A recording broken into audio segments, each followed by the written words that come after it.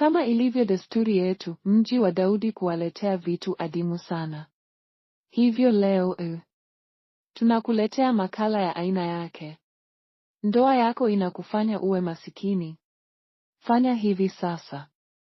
Kabla hatujaanza safari, tafadhali funga mkanda kwa kubonyeza neno subscribe, kisha alama ya kengele ili safari ijayo usikose siti. Tusipoteze wakati twende kazi. Kwanza kabisa napenda tupitie sheria za ndoa juu, kisha tutaendelea. Nchini Marekani kuna mifumo mikuu miwili. Mfumo wa kwanza mali ya pamoja, yaani 50 kwa 50. Bila kujali ni nani aliyetafuta au nani ambaye jina lake lipo kwenye umiliki. Mfumo huu unatumika sana katika majimbo haya: Texas, California, Washington, Arizona, Idaho, Louisiana, Nevada, New Mexico na Wisconsin. Kwa wale mnaotamani kwenda kuishi huko, mjipange. Maana nasikia huko mawakili wanatajilika kwa sababu ya kuchelewesha mchakato wa taraka kukamilika na kutania tu. Mfumo wa pili, ugawaji wa haki. Huu unatumiwa na zaidi ya majimbo 41. Katika mfumo huu, mahakama hugawa mali kwa haki, badala ya sawa. Ugawaji huzingatia mambo mbalimbali, ikiwemo mchango wa kila mwanandoa. Kwa wale wenzangu na mimi wa kudeka watambulia patupu.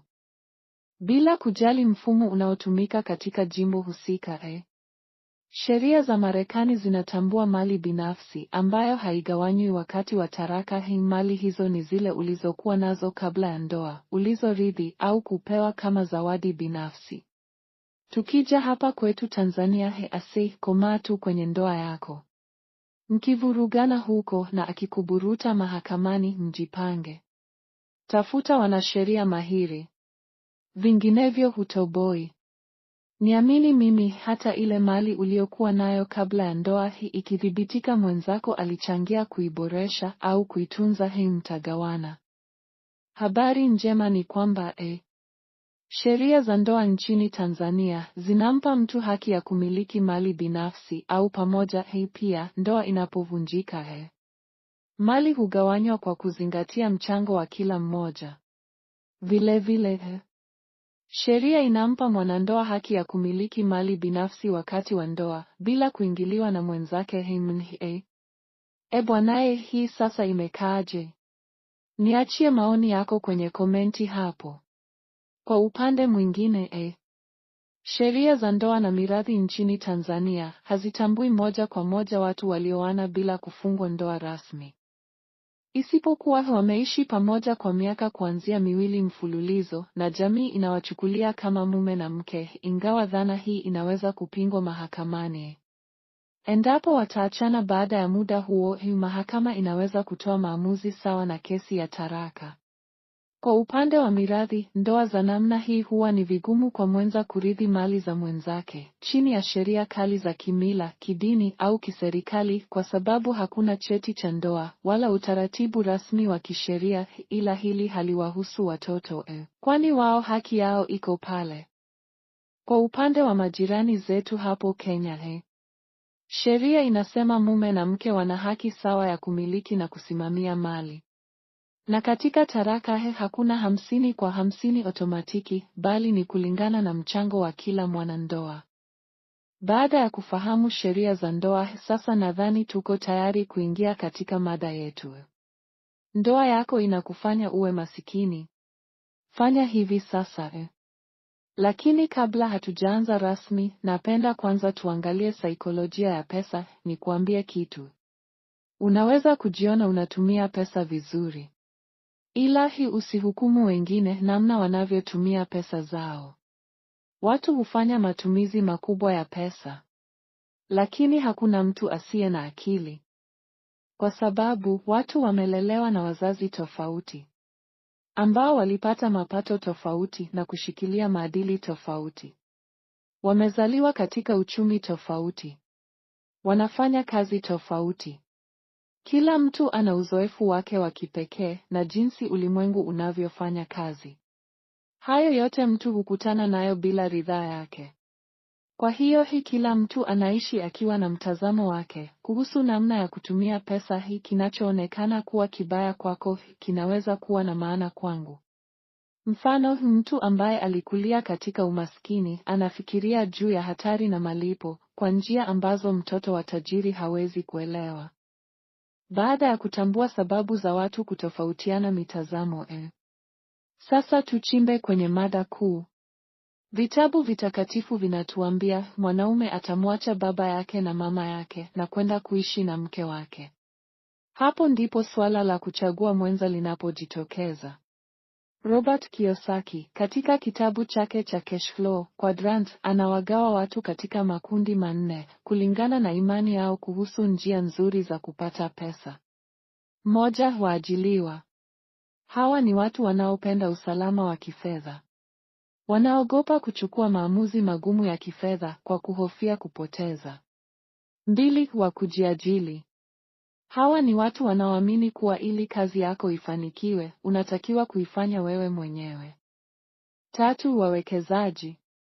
Hawa ni watu wanaopenda masuala ya uwekezaji. Hawa ndio wale wafuatiliaji wakubwa wa masoko ya hisa, bondi na kadhalika. Nne, wamiliki wa biashara.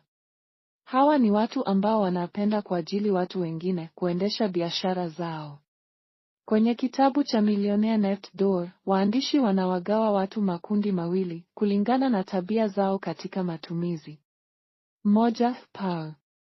Wakusanyaji wazuri wa utajiri. Hawa ni wale ambao wana utajiri mkubwa, mara mbili ya kile kinachotarajiwa kulingana na umri na kipato chao. Wanatumia kiasi kidogo sana cha fedha. Wanapenda kuweka akiba na kuwekeza. Wanathamini uhuru wa kifedha wa baadaye. Mbili, wakusanyaji duni wa utajiri.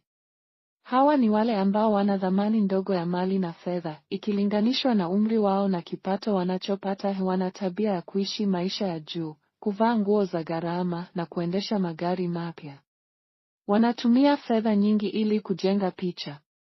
Hawana akiba na mara nyingi huwa katika hatari ya kifedha. Baada ya kuangalia makundi ya watu, sasa ni wakati wa kuchagua. Kuchagua mwenzi sahihi wa ndoa ni msingi mkuu na nguzo ya mafanikio ya kifedha. Ndoa yako inaweza kukuza au kuharibu kabisa uwezo wako wa kuwa tajiri. Mamilionea wengi wako kwenye ndoa ya kwanza na wanaishi na wenza wanaowasaidia. Mara nyingi, mke au mume wa milionea huwa ni mtu mwenye nidhamu kubwa ya fedha. Mwenzi anayependa maisha ya kifahari na fujo za matumizi, anaweza kumwangusha mtu mwenye kipato kikubwa akawa masikini. Mwenzi sahihi anatoa utulivu wa kihisia na msaada mkubwa unaomwezesha mtu kuwekeza na kujenga mali kwa muda mrefu bila migogoro. Kama hukubahatika kupata mtu sahihi na unahitaji kujenga utajiri, usijali. Njia ipo. Fedha ni chanzo kikuu cha migogoro na talaka. Utajiri haupatikani kwa mtu mmoja kujinyima wakati mwenzake anaharibu.